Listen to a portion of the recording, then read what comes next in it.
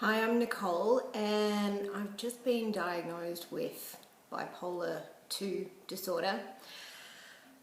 It's really weird staring at myself talking about this stuff.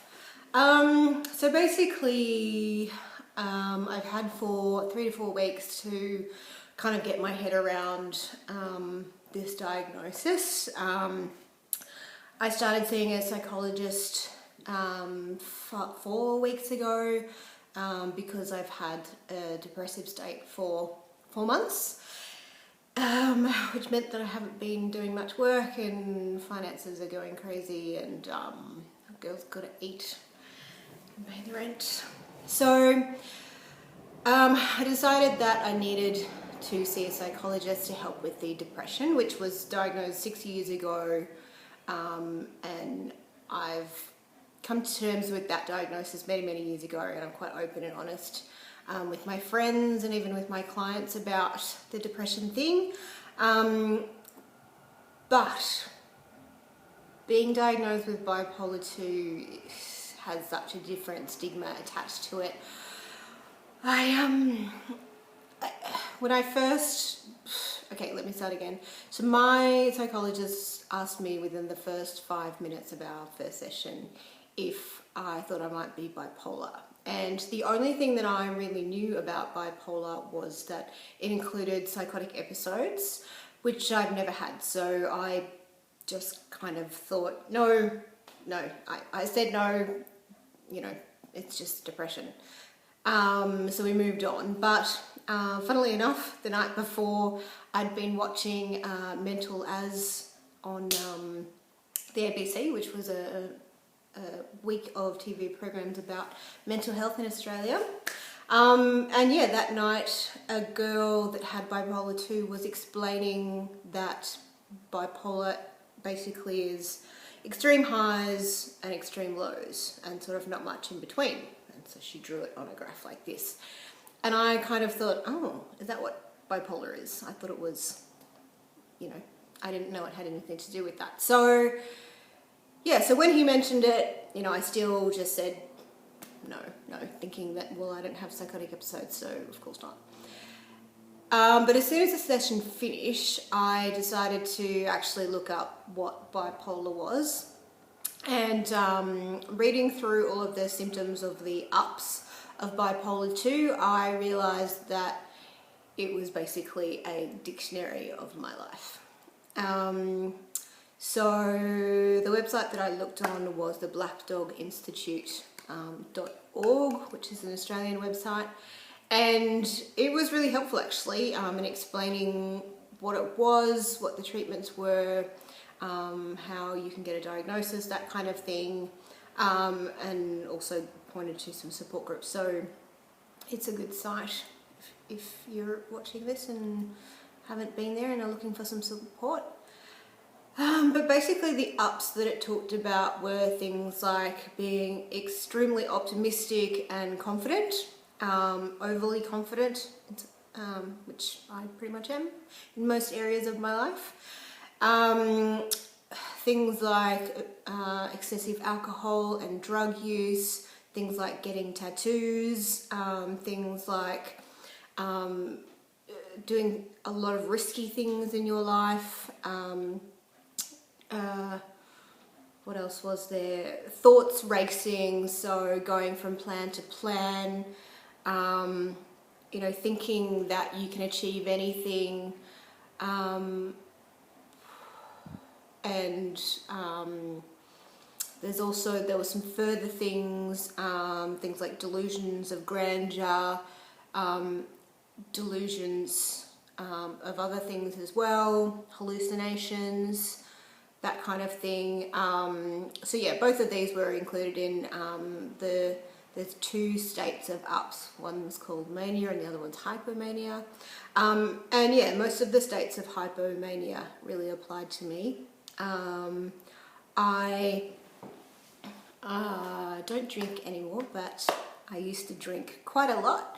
And I have lots of tattoos. But I wouldn't really say they were impulsive tattoos, which is what it said in there. Mine are quite thought out, but maybe that's because I'm a designer and need perfection. I do have racing thoughts when I'm in a hypomania state, and I can't shut my mind off and go to sleep. I tend to have a bit of a backward sleeping pattern, so I actually don't want to sleep when it's dark, and all I want to do when it's light is sleep. So I don't think that's really a symptom of it, but I know that not being able to turn off my brain at night because of a million different thoughts racing through your mind is one of the criteria. I have ridiculous amounts of confidence, and I'm ridiculously optimistic.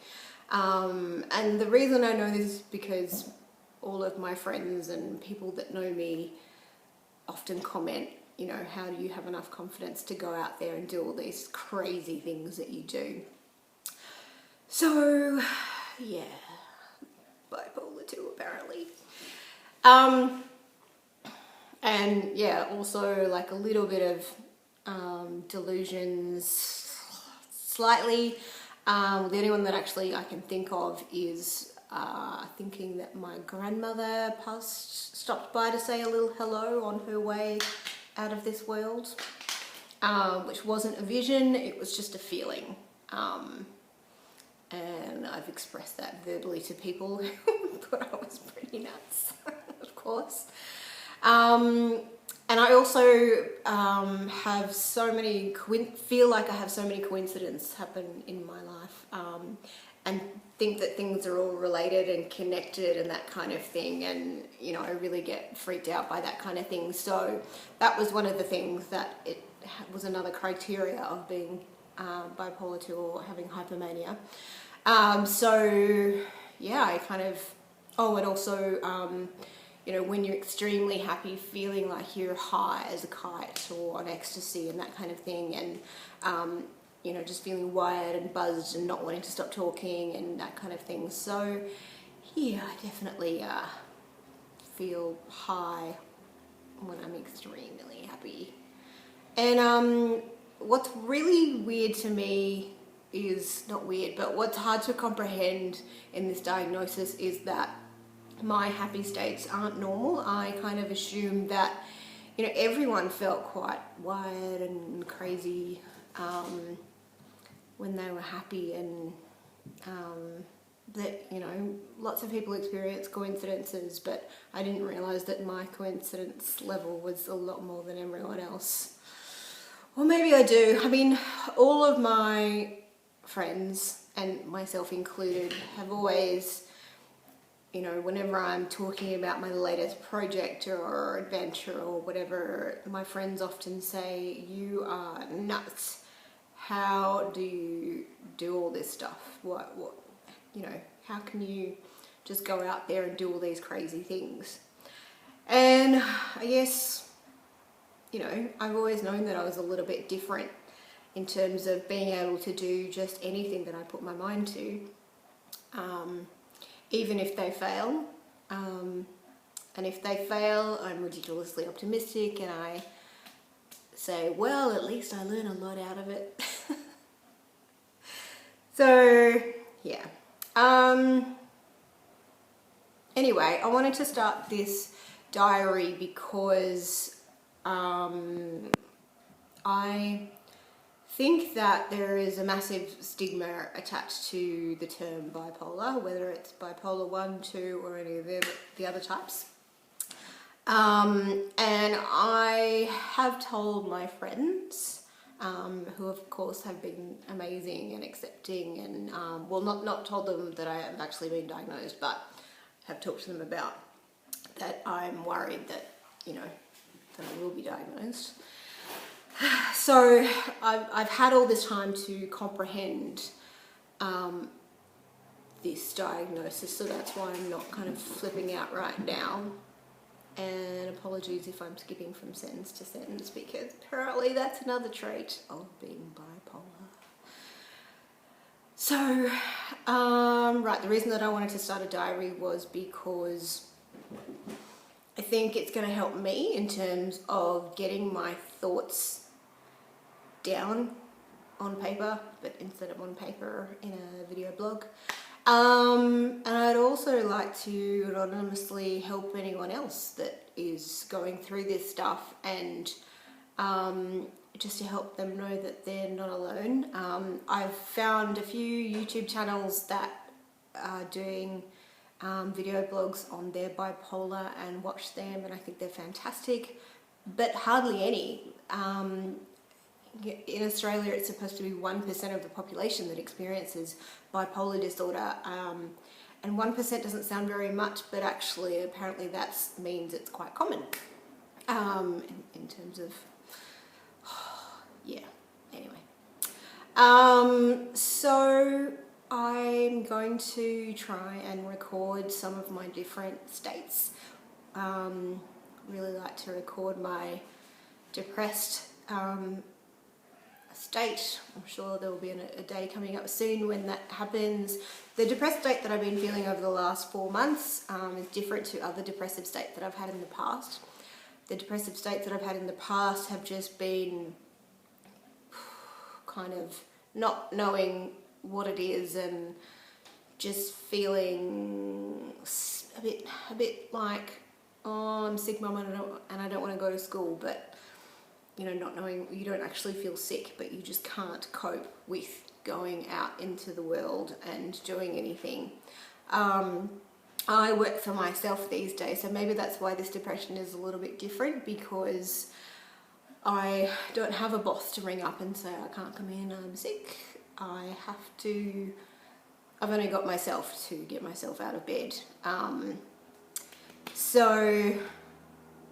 This depression has felt like a numbness, and so it's been getting up at 2 o'clock in the afternoon, and instead of going and sitting at my kitchen bench where I do my work on my laptop, I sit on the couch, which is in the same room, and turn the TV on, but I don't actually really comprehend anything that's going on TV.